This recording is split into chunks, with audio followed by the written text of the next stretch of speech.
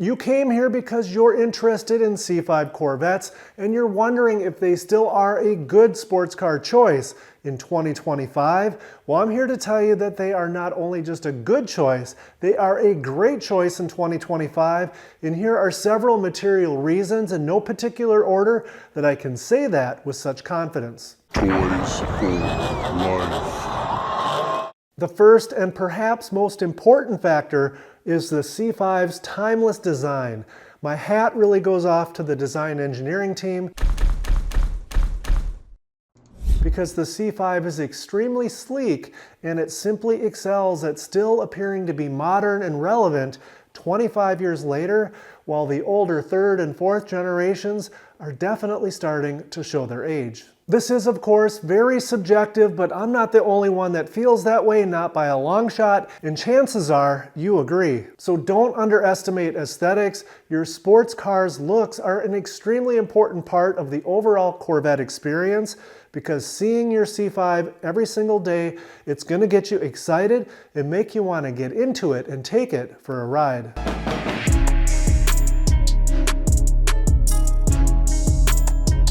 The second reason C5s are still a great choice in 2025 is because even though these cars are 25 years old, there's always many for sale that are solid and have little, if any, exterior or chassis damage from the elements. There are several reasons this is true, and the first reason is many people who bought their C5 back in the late 90s bought it as their second or perhaps even third car, and some just used it as a weekend toy. And most of them left their daily driver responsibilities to their Toyota Camry or perhaps their minivan.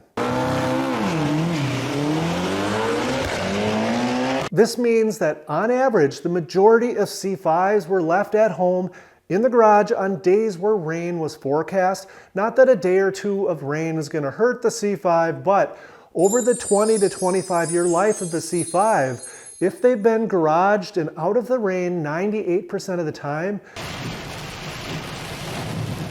this absolutely helps to explain why the majority of these cars are in such excellent condition. Oh, and this is not just some crazy theory that I just came up with. It is absolutely evident to me every time I put a C5 up on my lift. The underside typically has little, if any, surface rust, and the steel chassis and aluminum suspension components typically look to be about the same age as the average 6-month-old car. Furthermore, this is still 100% true even if you live in the Rust Belt part of the country. I have lived in the Midwest since the very first C5 Corvette left that first dealership lot in 1997, and I can look you right in the eye and tell you that I have never ever seen a C5 Corvette driving around in Minnesota on the slushy, salty winter roads. I have, however, seen plenty of Camaros, Mustangs, and Challengers drive around covered from salt from top to bottom each and every winter. Reason number 3, after several years of insanely inflated pandemic-level pricing, C5s are now finally selling at what I would consider to be close to equilibrium pricing. And here are 3 examples of C5s that are out there right now for sale, starting with an entry-level C5.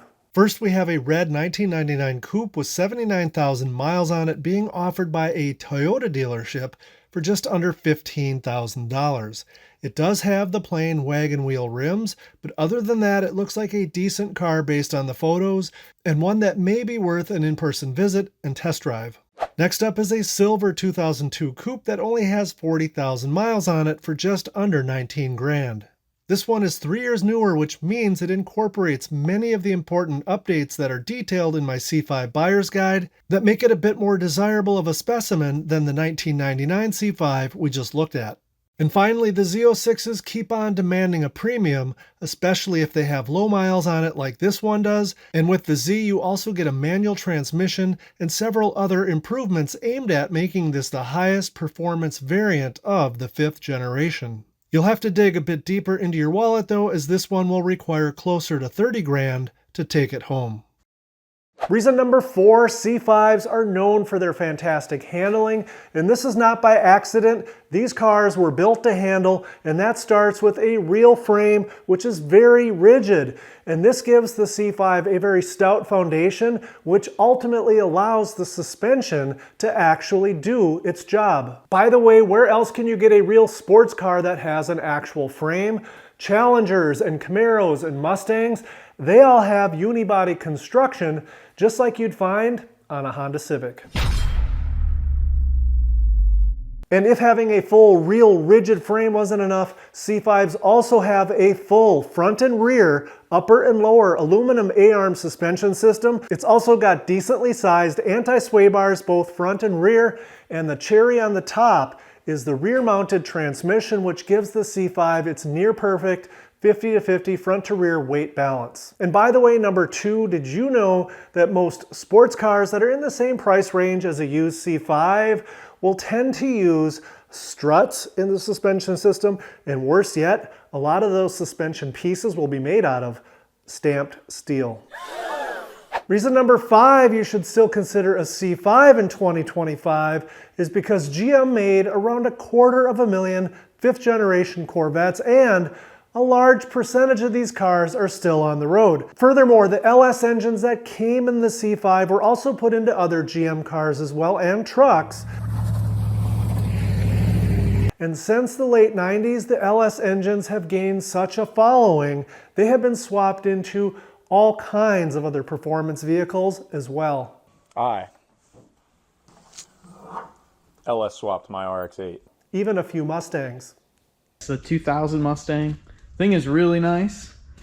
As you can tell, it's a pretty neat car. It is LS swapped. Because of this, the aftermarket support for our cars is alive and well, and they produce high performance parts for virtually every system within the C5, and this should help keep our cars up to date with modern tech and on the road for many years to come. I'm talking about parts like cylinder heads and rotating assemblies, manual and automatic transmissions, coilover shocks and sway bars, seats and steering wheels, exhaust systems and headers, tons of rims, and of course body panels from hoods to rear quarters, and really the options are only limited by your taste and the thickness of your checkbook. Reason number 6, C5s are a great buy in 2025 is because now more than ever, C5s are light compared to the modern cars. And being light means, all things being equal, the car will handle better, stop faster, and accelerate quicker.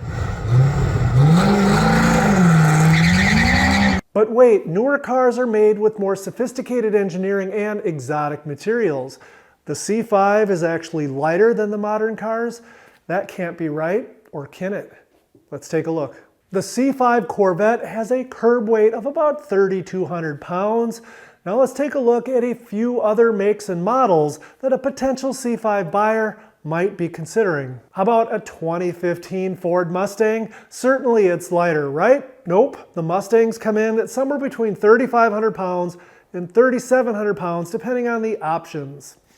Yikes, time to put that pony on a diet. How about a 2015 Chevrolet Camaro? Certainly GM gave it a little bit of the Corvette engineering to keep the weight down, right? Unfortunately, that's not the case. The Camaro is heavier as well, again coming in at around 3,700 pounds. Maybe it's those 2 back seats that are adding the extra weight. What about all of those 2015 Dodge Challengers you see out there spinning their tires and running around?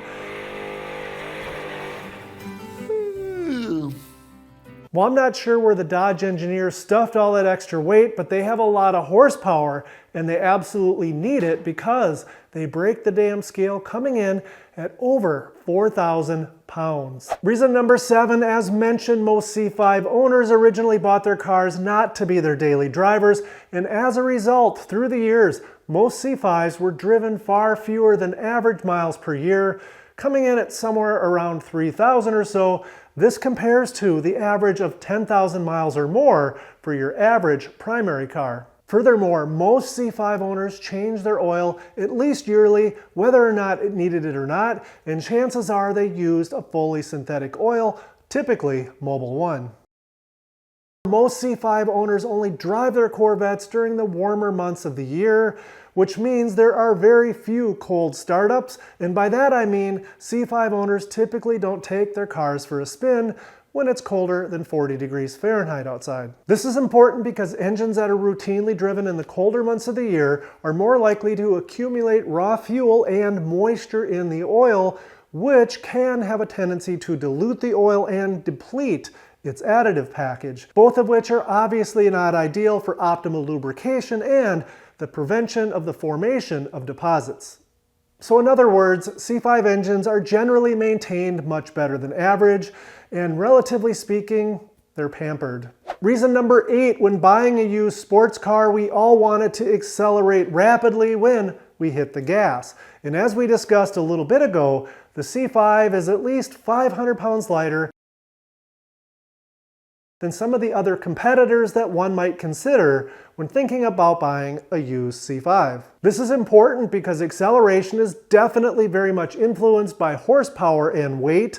In other words, how many pounds does each horsepower have to lug around with it? Since our base C5 weighs about 3,200 pounds and has 350 horsepower, each horsepower has to lug around about 9.14 pounds wherever it goes.